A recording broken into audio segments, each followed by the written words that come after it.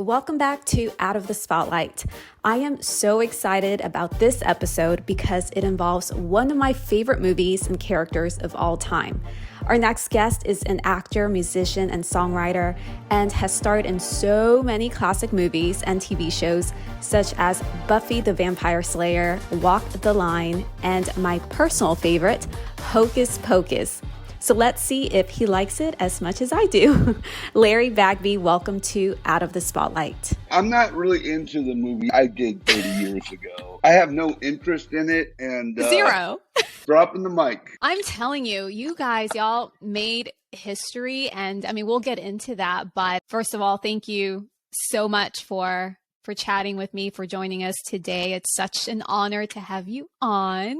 Well, thank you. It is nice to finally meet you virtually, and I like what you do. I've watched a few of your shows, and everybody seems to really like you too. So, aw, that means the world. Okay, good night, everybody. No, well, thank you so much. Like I mentioned, you have been part of some historical and memorable TV and film moments. But before we get into all of that, tell us a little bit about you, and let's go back in time. And where did you grow up? Where are you from? Did I ever grow up, really? It goes way back to 1974, and I was born March 7th, and I was 11 pounds. My mom's still alive. But my dad was in the military at the time. Okay. So I was born at Beale Air Force Base, and that's in Yuba County, near Marysville, California. And I was, apparently it was $1 a pound. Oh gosh, no. To have a baby. So I was $11. I was only $11.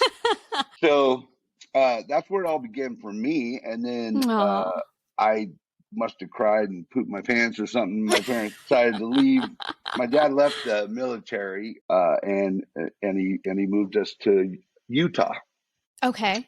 Where cool. I spent that's where I am again now. I'm back, so it's kind of interesting. But I was there. We lived there till I was like 10 or 11, okay. And then we moved to Southern California, and that's when the kind of the acting bug. I mean, I'd always enjoyed it. I remember one of my first experiences was The Wizard of Oz when I was in 5th grade. And I was Oz. I was the guy. Oh, and the guy. The guy. And I still remember my lines. I retain things pretty well with that. Sometimes I have a hard time memorizing, but once they're there, it's like there. There's I am Oz, the great and terrible. Oops. You're popular. It's okay. It's my agent. No, I won't work with Spielberg again. I only want to work with Cameron Crowe. Thank you. Okay, bye, Mom. So I'll turn that off. So Wizard of Oz, I am Oz, the great and terrible. Who are you and what do you want? And that was all behind the curtain, right?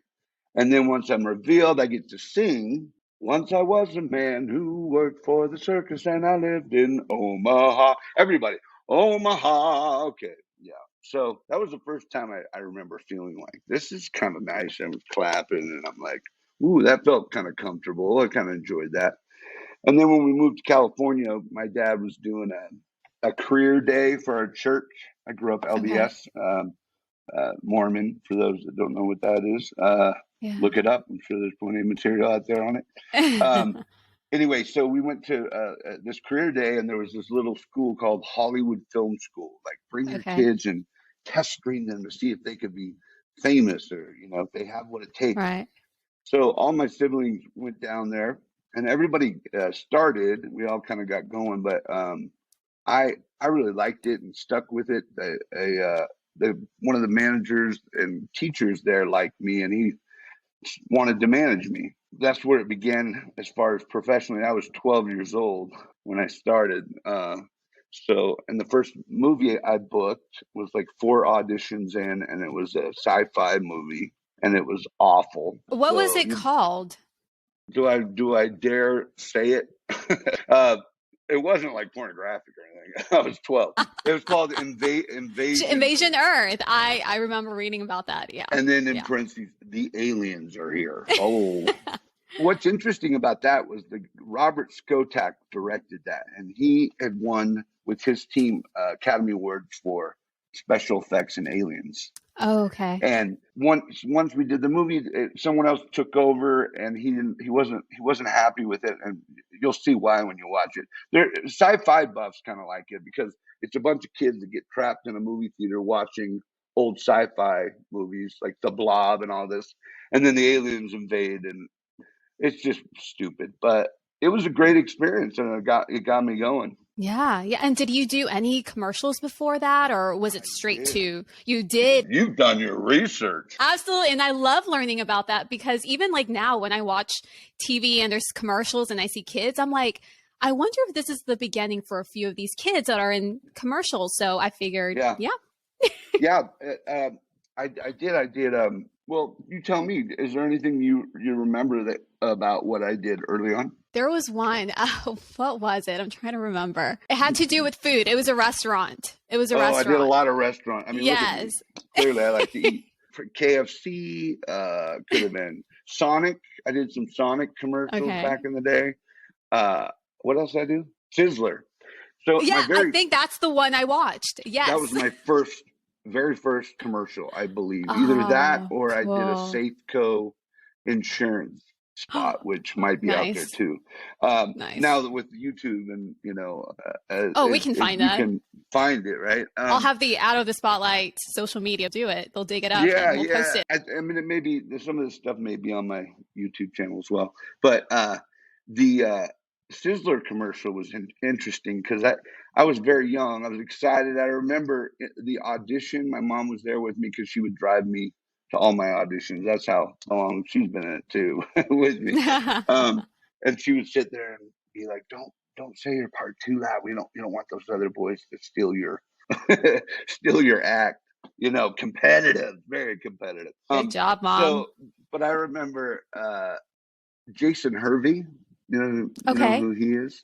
He was on Wonder Years, the brother, and I mean, he was in Back to the Future and all kinds of stuff. He was there, and I remember he walked out of the room after his audition, and it was like, guys, you can all go home because I got this gig. Like being like sarcastic, but I think he thought he did, and I booked it. And I'm like, wow, I booked it over that guy from Wonder Years. Good job. And it was with the guy. Do you remember the IHOP commercials back in the day? Cliff from IHOP. I think so. Cliff so that was my dad in the commercial. No way. Yeah, he did. Really? And we worked together a few other times, and I'd see him all the time at auditions. Great guy. Yeah. Wow. But a really weird experience I had, not knowing. Back in the day, I was supposed to be like just eating a bunch of shrimp, like fried shrimp, and the dad's talking about how cool and awesome, he is, and I'm like, what a dweeb, and the waitress is like, what? And he says you're acting like a total dweeb, and the dad goes, oh, that's a cool dude. Yeah. But I didn't know that like there was a spit box. This was my first commercial, so after all this shrimp, you're supposed to spit it out in between takes. I was eating it. You were just I started to feel sick. Oh no! Because we had gone to lunch and then came back. I had to do more. And they're like, you got to spit it in the spit box. So I'm like, I don't know that I ever ate Sizzler again. At least shrimp. The shrimp, yeah. See, I love those behind the scenes moments. And then obviously after the commercials, you did Invasion Earth, and what followed? Gosh, there was a lot of stuff. A lot of commercials. I did like school notebook commercial. Nice. I did Mr. Belvedere. That was one of my first TV guest star appearances, and I worked with Seth Green. Seth Green is hilarious. He is awesome, and he's so funny. That was the first time we worked together. If you can probably find that clip. Yeah. We were both like bullies. Like I've always kind of played both. Like at least when I was a kid, I played the meatheads, the jocks, the bullies, a lot of those roles. But we worked together on that, and then later we got to work on a movie called Airborne. Yes. a rollerblade movie that we did. That's coming up on its 30th anniversary or 25th or something. Cool. And then I worked with him again on Buffy. Buffy, yep. Man. And what came first? Was it Hocus Pocus or Buffy? Hocus Pocus.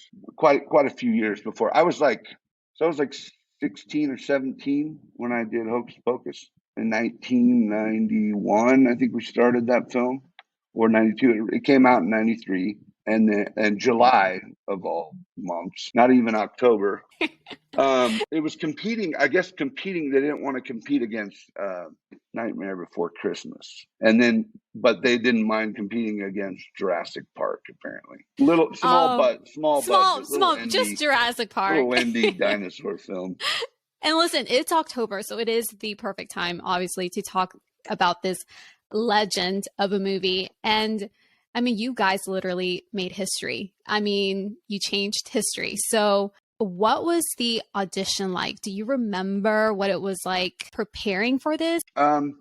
So I had just finished high school, and I did the musical Grease. Nice. And I played the role of a character named Sonny. And he's basically what I turned Ice into. That's how I kind of developed that character. So when the audition came up, I had already kind of like been working on this thing, right? I just done this play for a few months, and the whole laugh and all that whole, that stuff. That's the character Sonny is, and he's kind of a bully, kind of a punk.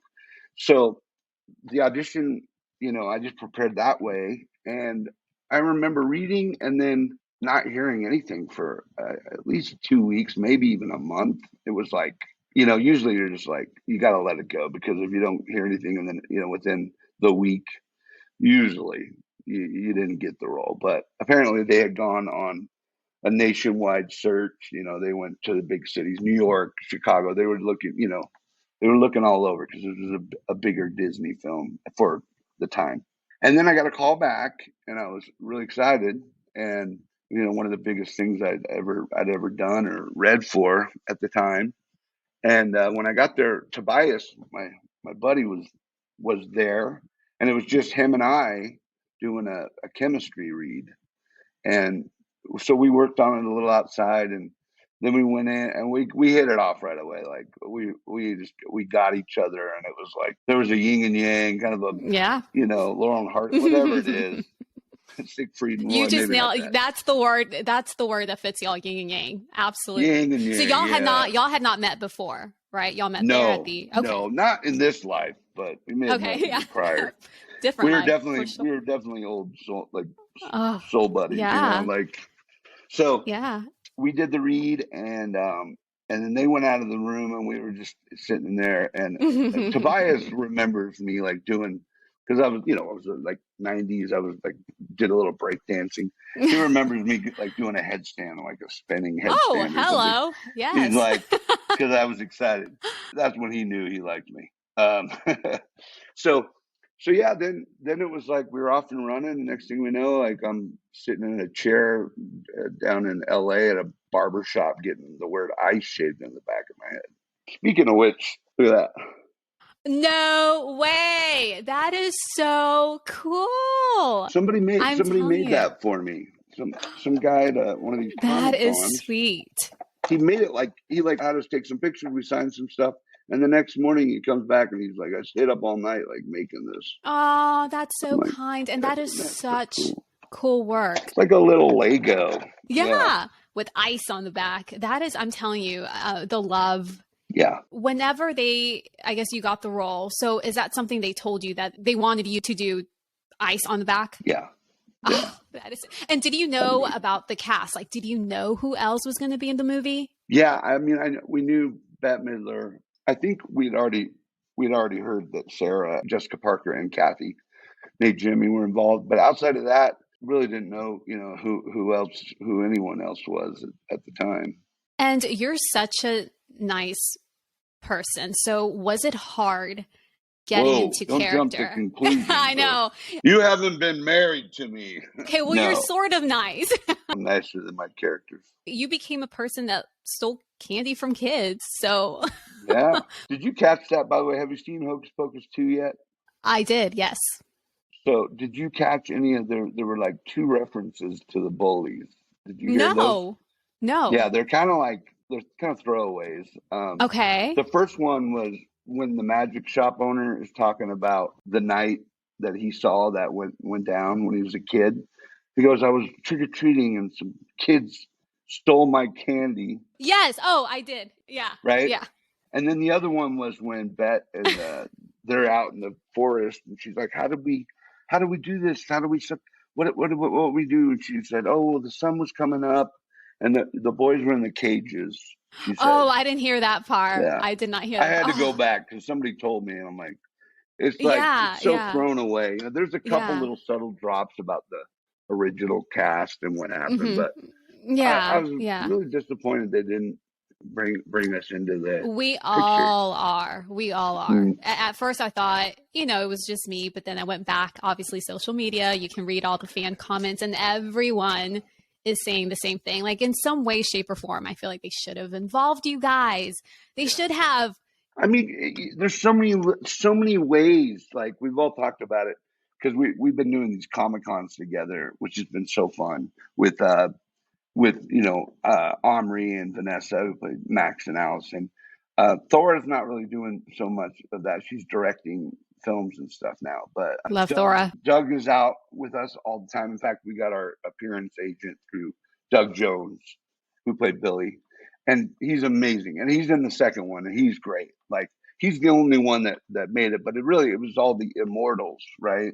All the mortals, like because it's a different era. But they could have had one of us be like I could have been a cop. I could have been Yes. A dropping teacher, a my parent. Yes. or dropping my kid off who thinks he's a rapper. I'm like, now don't no fights today. You remember what happened to your dad, right? Tobias could have been a principal or a parent of one of the other kids. I mean, Yes, so many twists, turns, so many different ways that you guys could have been incorporated. And I mean, I'm still wondering why. Why not? But maybe it's in the just director's cut. We just don't. maybe, I don't know. But I watched it with my sister, and when we finished the movie, we were like, okay, it was good, but yes, you guys were definitely missed. And speaking, you mentioned the cages, but how long were you guys in the cages for? Um, it like on and off, when we were shooting, they were pretty good about letting us get out of there if it was going to be a minute. But sometimes, there's just you got to just wait it out because there's a lot of setups and they don't have time to like keep bringing us down and putting us. It's like it takes a minute to get set. So it wasn't too bad though. It was a great view. I mean, we got to like watch them the witches when we were in the scenes in the cages. Just amazing, like a bird, literally like a bird's eye view from a cage. Literally, you were like front row, but just a little Yeah, higher up. like a fly on a wall, but in a cage. But the good thing is, we were organic and cage free. That was a good one, Larry. That was a great one. But what does it mean to you to just see all of the love and all of the fans that have been so loyal to the film after all these years? It's so beautiful. It's like I almost get emotional because it's to hear the stories. That's the real connection. It's like we do what we do.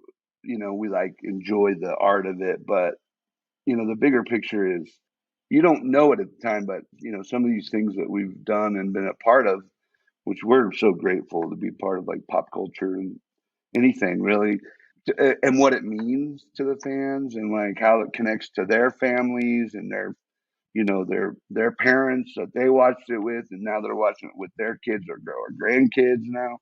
Um, it's beautiful, and we get like a little one-on-one time at these Comic Cons, and that's the best part. Like hearing these stories, or just these people know our lines back and forth, and they bring all these cool things that I end up like trying to find myself. Like there's all these the things that are out and about now.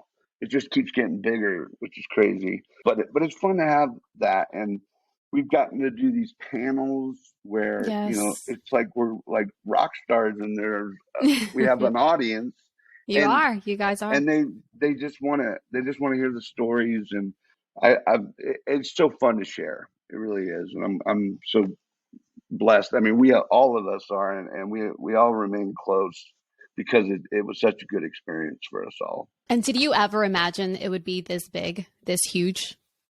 No, No. It's hard to imagine. We thought it was kind of done after the theater, when it released and it went away, and nobody really talked about it. And then social media, years and years later, it popped up, I think around the 20th anniversary. And a friend of mine who's on Twitter, she's like a big Twitter person. She's like, do you know that you're like the most talked about thing right this month? Oh, like you were trending.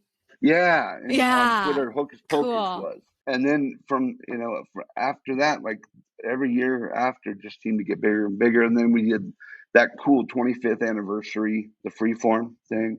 And that was really like the Hocus Pocus 2 for all of us. Because we got to see everybody. I watched. Yep. I watched. Cool. It was so fun. And and now we're out, we're getting to spend more time together, traveling the country, doing these Comic-Cons and meeting the people, the fans. The reason why it's on the charts, And I love how down to earth all of you are, because I hope you see how talented you are, but I love that you also don't let it get into your head. It's so great to see how accessible you guys are, because I mean, you play such a big part in so many people's lives and childhood. And like you mentioned, some people are watching it now with their kids, and then their kids will watch it with their kids. So it's pretty cool. Yeah. Something happened the other day. I have, IMDb, obviously. IMDb Pro has more information. You have to pay extra to have it, but it shows like contact info for managers and agents for the actors and just more details. And there's also something called this star meter, which measures popularity among all the actors.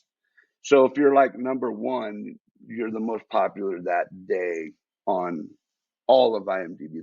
That means a lot of people are searching, looking you up, and this and that. So I started working on this Kevin Costner film, which I just finished my part on, called Horizon. And I was going to look at the page, and I came across the star meter thing, which I hadn't seen in a while, and it usually shows a thing, and it just had peaked this month in October. And I'm That's so awesome. I was number of all actors, and I don't know exactly how they measure, but I was 190. That is so cool. So then I thought, I know it's got to be Hocus Pocus too that has created this. So I went to the other cat, like Tobias, and he was at 65. Wow. And then I went to Vanessa and Omri and Thora, and they were at like 2, 4, 10. So it was like everybody was just looking to just talking and looking that stuff up. So I thought that was pretty cool, and I sent that to Tobias, and he's like, "It's crazy, isn't it? It's like we're more famous than Kevin Costner right now." It's like the more years pass by, it's like the more popular you guys in the film. It's crazy. I'm telling you, I don't think there's anything like it. It's like timeless. It's such a timeless film. What was your experience with the movie? With Hocus Pocus? That you saw it, and how did it affect you? You were a child, right? I was young, and my mom was very I don't want to say strict, but she was very selective with what we were allowed to watch. Yeah, we couldn't watch R-rated movies growing up. So same. And very like, oh, nothing about witches, whatever. But I remember it was playing on Disney, and she kind of I was waiting for her to tell me to switch the channel, turn it off, and she was just kind of peeking, and I think she was watching too. And I just remember that next thing I know, it's okay to watch it. It's not like the typical scary movie or, something that kids can't watch. It kind of became an iconic tradition, and I just kept watching it on my own. And now I'm older. I have 2 nephews and a niece, and their babies are under 3, but my sister-in-law, she's playing the movie, and they're only 3 and 2, and they're watching, it's such a good film. So good. Now you guys get together and you actually are like you do witchcraft. It means that much to you. Oh yeah, And now absolutely. we do seances while watching the film. I mean, yes. No, and actually my sister-in-law has not watched it yet, Hocus Pocus 2. She's waiting for me. So I feel like such a bad sister-in-law because I watched it without her. I couldn't wait. I couldn't But either. she knows. I waited. Yeah. I watched it as soon as it was available. Yes. On Disney Plus. Yeah. And Yeah. it was disappointing that we didn't even get invited to the premiere, like, because the movie wouldn't be a 2 without us, right? Absolutely not. I mean, Are you and kidding Kenny me? Ortega, the director, he didn't even direct the second. It was like that's where it should have began again with Kenny Ortega. Hopefully they redeem themselves and there's like, I don't know, a 2.5 or a third. Yeah. 2.5. Yeah. 2.3 and third. 3.14.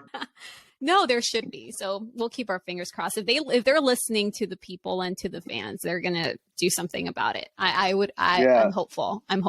Yeah. So did you watch to the very end of the credits? Because apparently there's another candle.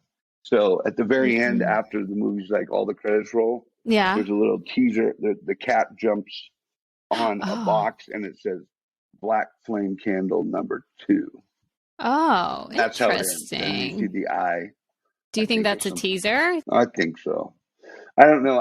My concern is that they're going to try to just turn it into like a series, like a Hocus Pocus series with the girls and witches. Yeah. We'll see. We'll see. And we'll be right back with some rapid fire questions.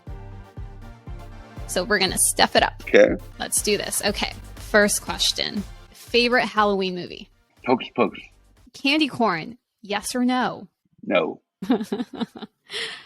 Favorite role you've played? Pass. Just kidding. Probably Marshall Grant in Walk the Line. Yes. Favorite Johnny Cash song? Folsom. I like that one. Favorite singer of all time? Larry Bagby. Ooh, yes. No.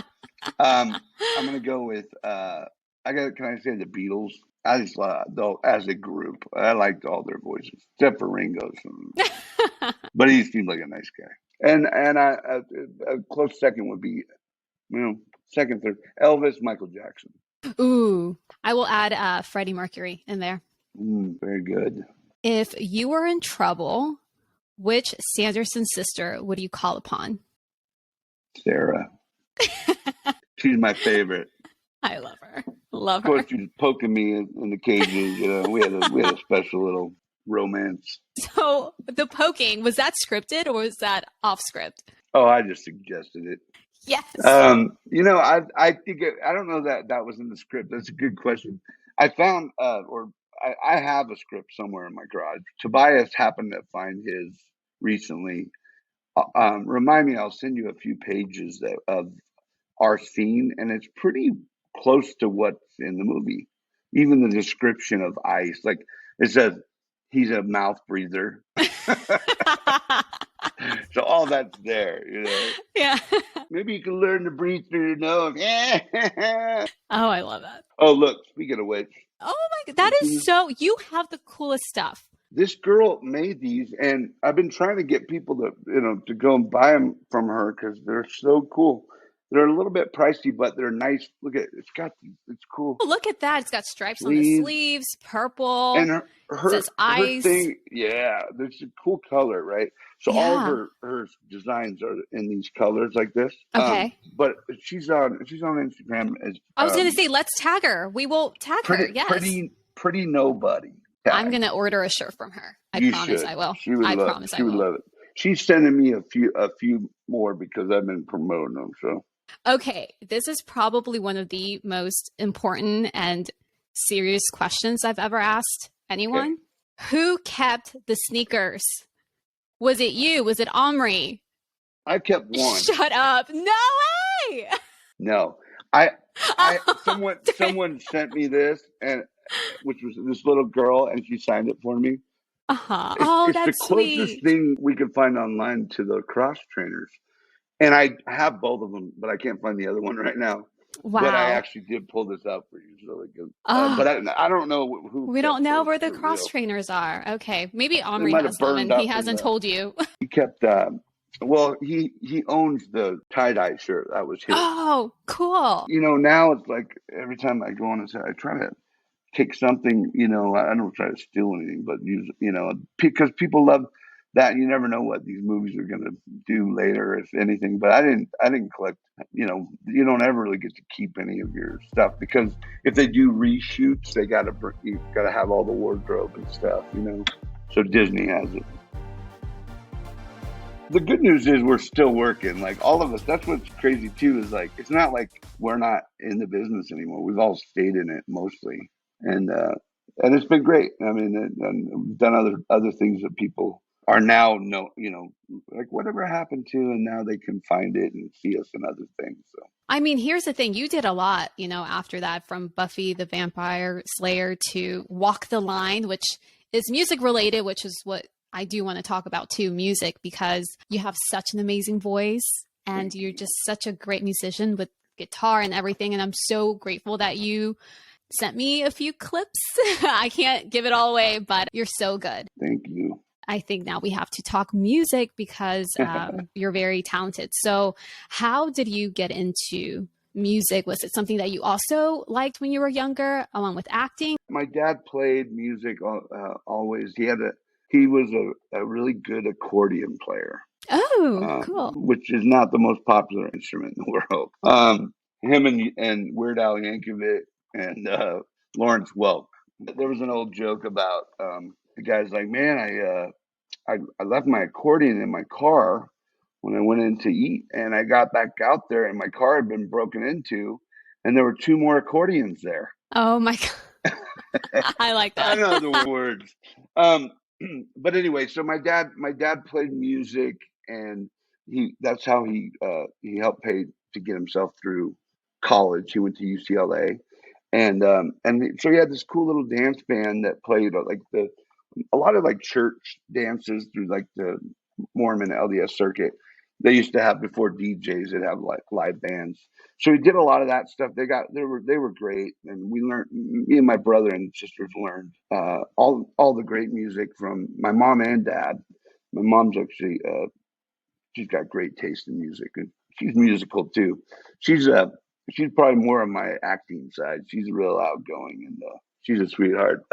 She always says that's where all of her talent. She's like, all of your talent comes from me. Your dad, he's got an all right personality, but She's cute. yeah. So we were just always around it, and my dad would play shows and get us up. He'd be like encourage us, come on up, and so I like would do like Elvis impersonating, and I loved all that 50s, 60s rock, and the Beatles were a big influence on all of us.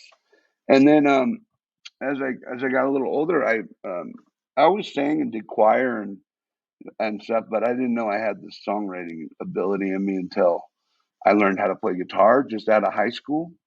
I was like, I was kind of a late bloomer. I could play a little piano, but then after I learned guitar, it just kind of came, and I started writing, and then I went back to the piano, and that made more sense.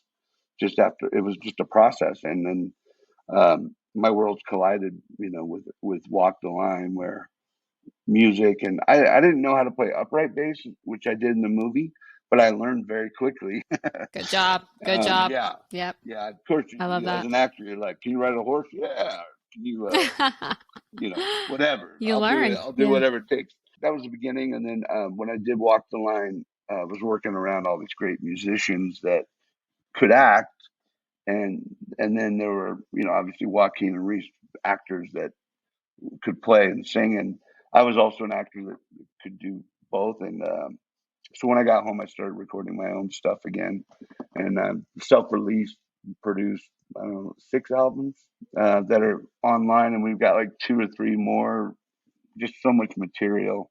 It was just, it's fun, and I've been able to open up for some big acts like Glenn Campbell and Hunter Hayes, Luke Bryan, like some really cool opening acts with my family too. My dad got to play that Glenn Oh, Campbell show with us, so no that was way. Do you cool. have any clips of that? I want to It's see. yeah, it's all. You just Yeah. go on YouTube, you look up Larry Bagby, Glenn Campbell, Okay, I'll do You'll find that. it. Yeah, there's Ah, some that's cool neat. clips that they took of some highlights of that show. And for Walk the Line, you played Marshall Grant. Did you ever get to meet Marshall?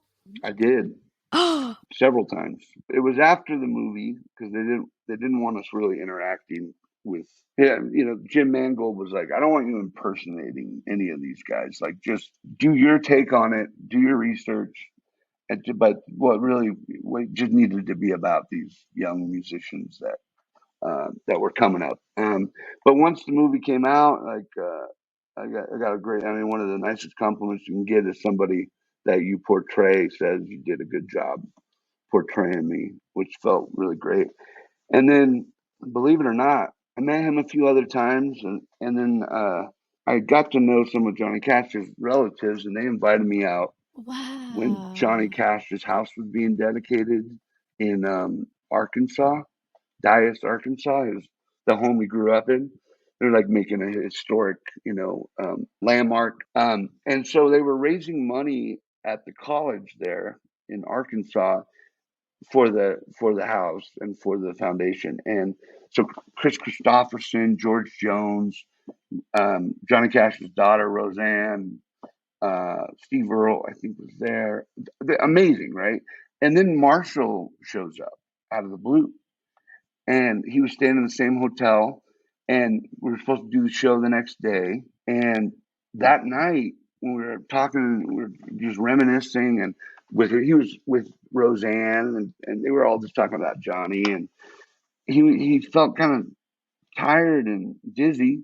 He went up to his room and he had a seizure or something, and he ended up in the hospital, and 3 days later he was gone. It was like he knew it was his last whatever. He just wanted to be there with us. And I stayed a few extra days, went to the hospital, and I was there, holding his hand, which Wow. was kind of just marked something in my world, knowing that this was a role that definitely was part of my journey in life, not just as an actor. And the fact that you got to be there with him at the Yeah, very end, that's yeah.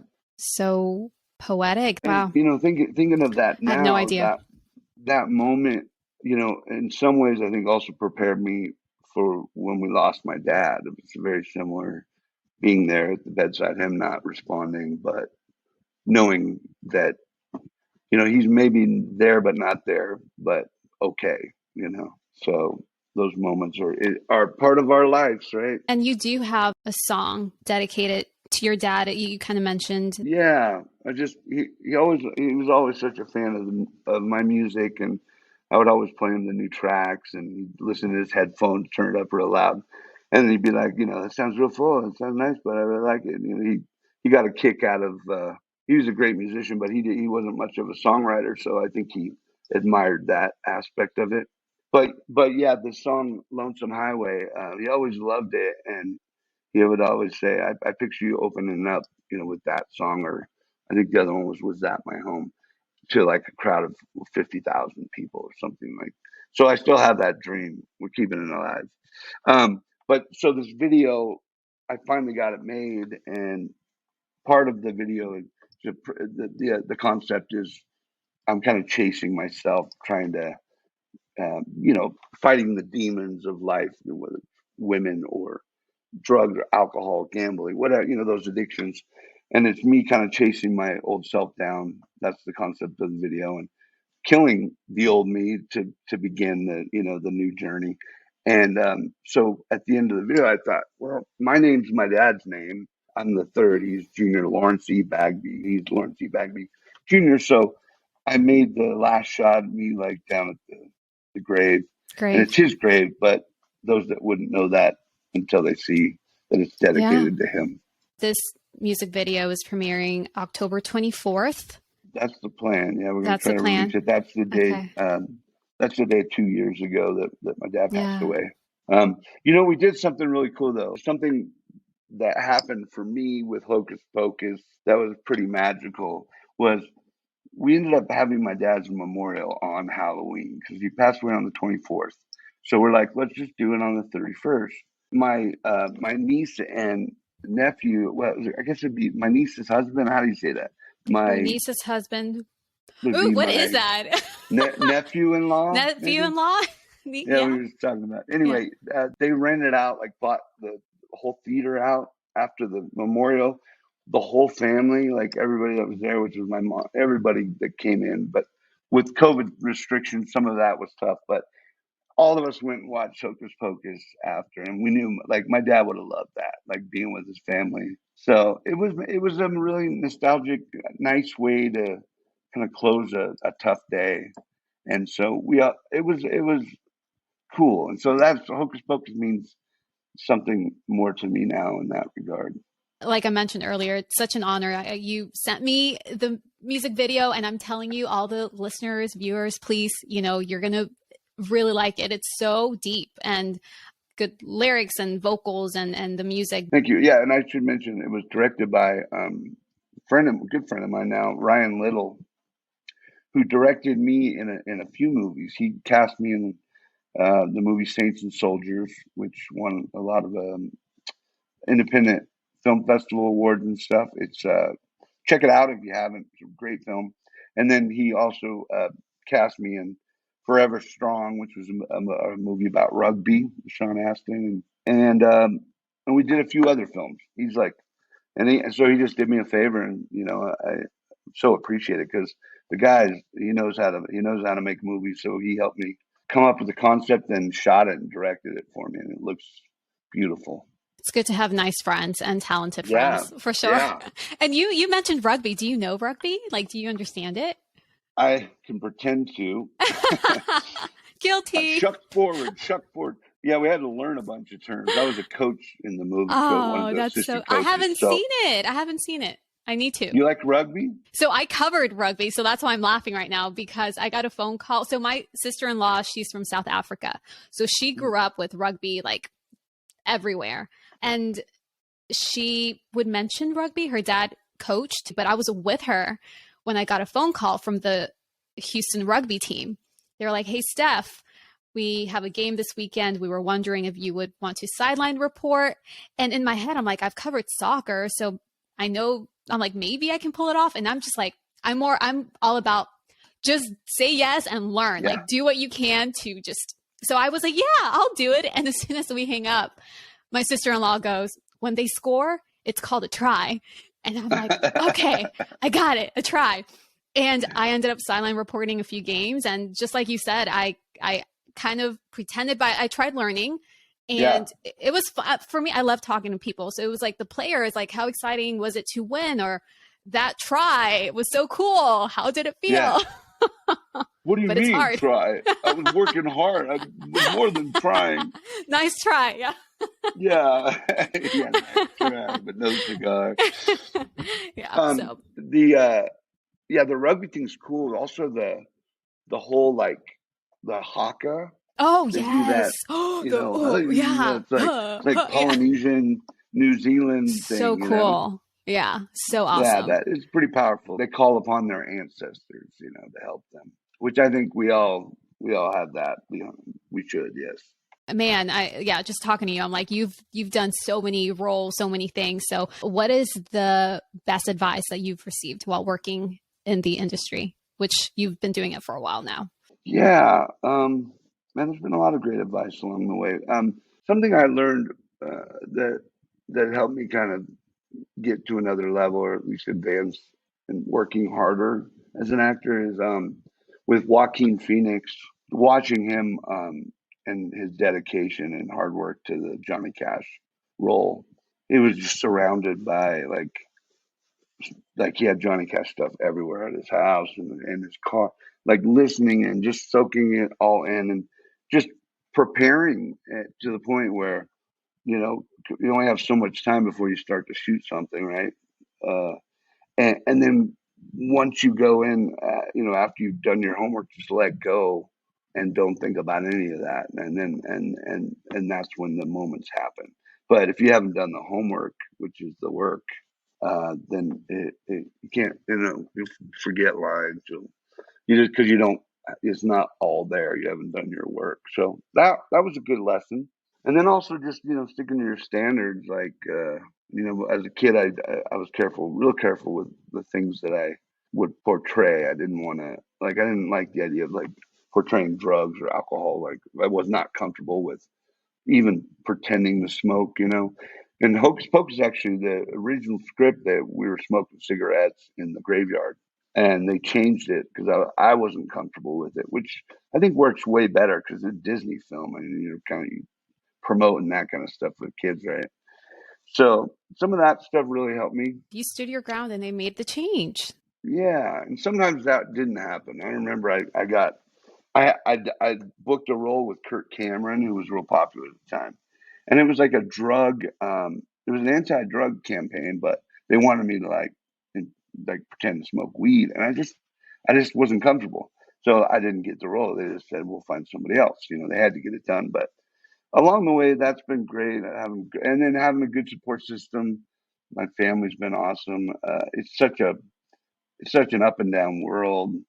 You know, you feel on top of the world. You know, you're working, and then next thing you know, you're unemployed and looking for another gig. So you never lose that. I guess that drive, and it's remained interesting. And when it hasn't, I'd say walk away if you're over it. You know, but find a new way to love it if you think it's part of what you are or who you are.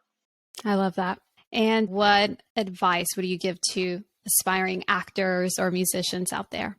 I guess just try to be as authentic and genuine as you can. Don't try to please. I mean, we all want to please people. We all want to.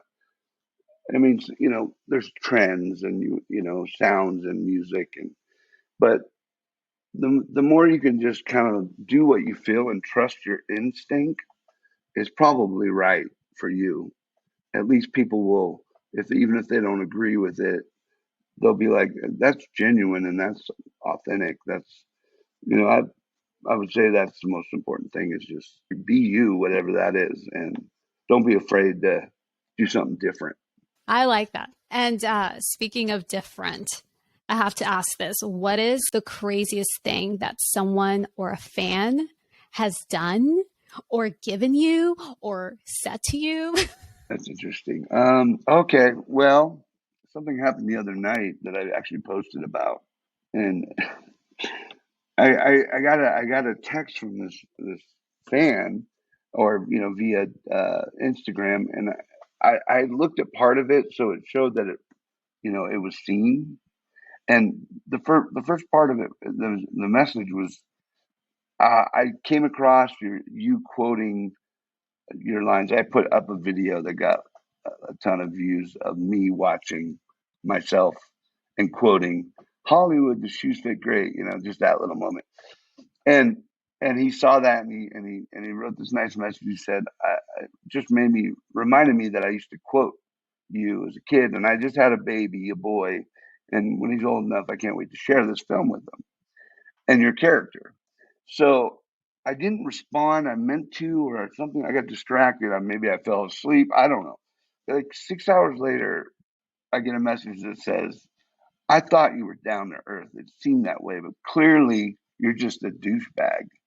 Stop. I'm like, No. Hello, what a that's switch. not gonna get me to respond, by the way, but it kind of did. So I had to block him because that's crazy. That's like it's like you start dating somebody and like they talk themselves right out of it, like that scene in Swingers You where didn't text me he keeps back. It's been calling. 2 minutes. Yeah, clearly you can't. You're not committed. You can't even call me back. Like I didn't even get the message, you know. So I made kind of an example of that. I posted it and just said, I'm sorry, you know, if anybody's ever felt offended by me or, you know, it's not out of spite. I try to respond as much as I can, and I know it's the fans that that even keep us working, you know. But it was weird. That was weird, and but then there's been the opposite where I've gotten just the nicest, you know, notes or messages from people saying that, you know, whether it was like my role in Buffy where they felt more comfortable because of the role I played, or people saying Hocus Pocus saved my life. Like without that movie, I probably wouldn't be around. Like those kind of things are powerful things. So you kind of try to let the negative things roll off. Yeah. And just because you mentioned Buffy, I don't think I even asked you about this, but how was it working with that cast and Sarah Michelle It Gellar? was fun. I had a great experience. She was really cool. In fact, I mean, I've heard other people say, that she was hard to work with, but like they don't understand the conditions on a show when you're the main. I've never been in. I've had great roles, but I've never had the pressure of like carrying my own show, and it's a lot, and it's exhausting, and you don't get a lot of you're there all day and night. You get very little time for your personal life, and so when people are kind of trying to intrude when you're just tired or whatever it be, it can come off as not being nice. But I was at the time engaged and got married, and she like sent me a wedding gift. Like she didn't have to do that. So it was fun, and I get to play this gay football player. I love seeing clips that people still post with you in it, and they're just like, "Yep, this guy." Well, I wanted to share something that I need to post because these people are so nice to send me this like little book, and it's called All Hallows Eve in Salem, the official town of Halloween, written by Christian James, Cool. illustrated by Elisa Arutola. I love that you keep everything that they give you, the fans. Well, they like sent this year, and this came with it, and it's like, look at this little Dracula. Oh, that is awesome. So, isn't that cool? It's a Drac tomb, That's and so then neat. and the whole thing's like, look like about that. And they made that? Yeah, this is their book. It's nice when people do that, and it shows how much they really are influenced by the movie. So yeah, it's fun. It's a fun time of year. Yeah. Are you in Houston? I'm in Houston, Texas. I have some very close friends there, and I try to get out there at least a couple times a year. They also have a really cool little bay house in Galveston. Oh, nice. And a boat and everything. So nice. They just like take good care of me. Have you been to Galveston? Yeah, several times. Yeah. That's so cool. It. So you have Houston ties, Sugarland, totally. Galveston, Texas. And that is so I played cool. a lot of music out, through Texas too. Well, next time you're in town, let me know. Would love to say hi. That would be awesome. Yeah. Oh, well, I loved talking to you. And obviously, I want to make sure I mention your upcoming work because you have a few things. You have your music video, Lonesome Highway, October 24th, which will be premiering a day before this airs, which is even better. Fantastic. And then your new movie that you were just filming last week alongside Kevin Costner called Horizon. What can you tell us? The cast is phenomenal. There's a lot of speaking roles. I think there are 4 films he's doing, but they're all going to be theatrical release, like big film. It's a Western. It's pre-Civil War, so it's cowboy Indian stuff. And it's going to be epic. He's only directed a few things, and he won Academy Awards for Dances with Wolves back in the day. He directed, wrote, and starred in all those. So it's going to have a similar kind of vibe. And yeah, I spent on and off 5 weeks on the film, and this is just the first one. So it's amazing. We're filming mostly up in Moab, Utah. Those are all the beautiful red rocks. We've done a ton of Westerns out there. So yeah, that's cool, and he's directing, so it's like really cool that he's calling all the shots. So it's really cool to watch him work. He's a legend, and he's got a great team of people surrounding him. So yeah, it's got like Sienna Miller, Luke Wilson, Sam Worthington, just to name a few. So that's that. I also did another couple of films that will probably be released next year. One that I shot in Texas. I was in Austin shooting. No way. I loved it. It was, a friend of mine produced it, and I get to play a high school principal. I've done that a few times as I get older. So I went from like bullies to high school principals. And that one's called Rear View Mirrors. And that's coming out next year. Yeah, probably. It might do like the film circuit thing, but it's got Penelope Ann Miller. She's like the lead. She's amazing. And then I did there's a couple other films that I've been working on up here. Yeah. I've been working, so that's good. More to come, hopefully. You're very talented, down to earth, and you're so good at what you do. You too. Thank you. That means a lot. Coming from you, that means a lot. Yeah, I'm excited to, well, I watched your music video. Thanks to you again. I feel so honored, but I can't wait for everyone else to watch it. Yeah. And obviously, we'll keep an eye out on Horizon because you are killing it. Those pictures you sent me look cool. Yeah, they bearded me up real good. I had a pretty good beard when I auditioned, and then I had to shave it for another role where they just wanted the mustache. And so when I got to set, Kevin was like, make sure they bush you up. I'm like, what does that mean?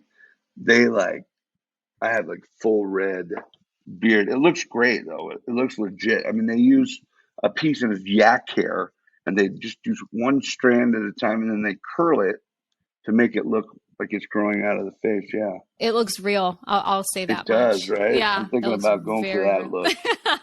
A little transformation. Little ZZ top. Yeah. Well, you're such a joy. Thank you so much. Thank you. Again, this was such an honor. Very grateful. And thank you so much for making time. Thank you.